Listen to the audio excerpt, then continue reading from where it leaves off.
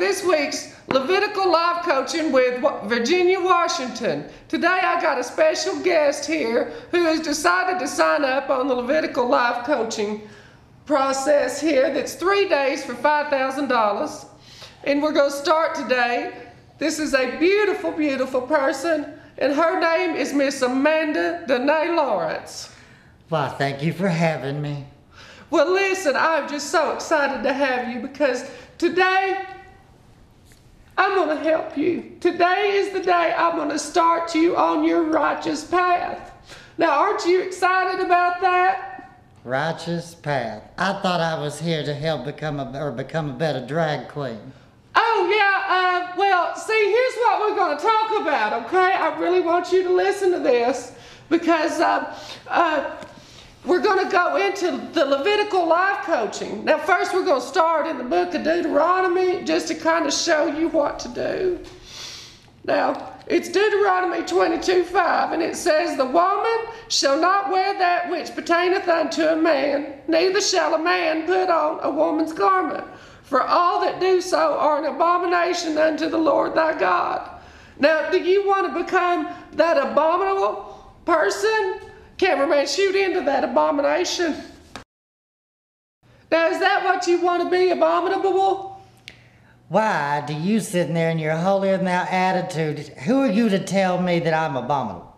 Well, the Lord is telling you that you're abominable, but we're going to turn that around for you, okay, baby?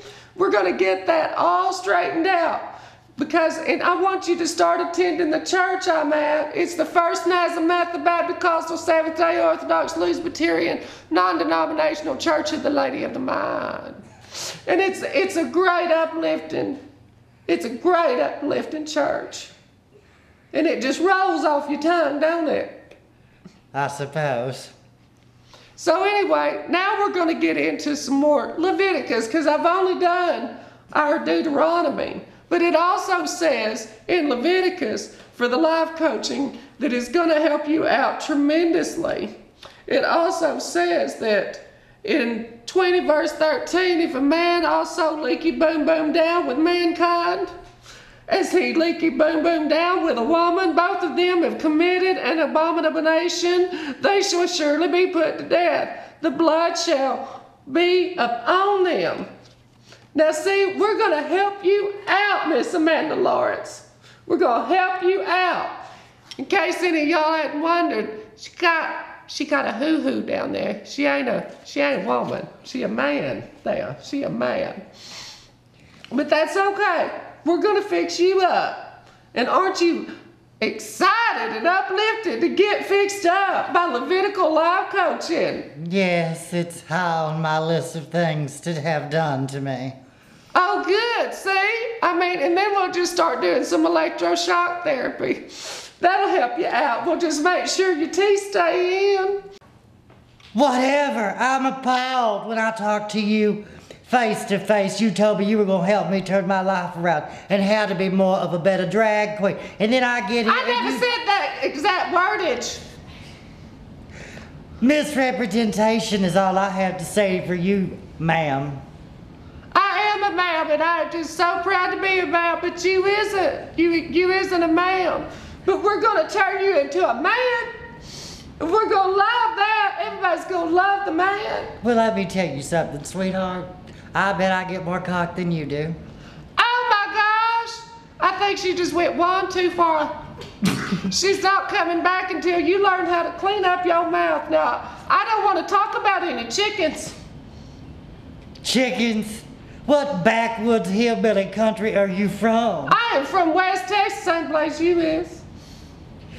Way West Texas, aren't you? You live over there on the west side, don't you? No, actually, I live on the west side. It shows. Well, I doubt you live in anything better than I do. We're just not going to get into our little economic situation right now because I'm collecting these fees for life coaching. Well, and I'm apparently going to you're build not onto spending my motorhome.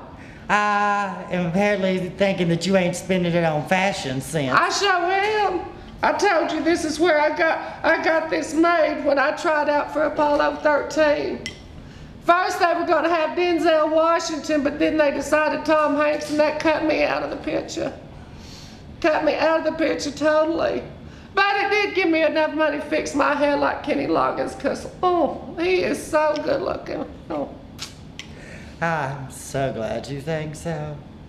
So, now, what else are you going to do these next 2 days? Because we got to get you started on the life coaching here. Now, I'm going to call you at about 5:45 in the morning. We're going to meet at the gym.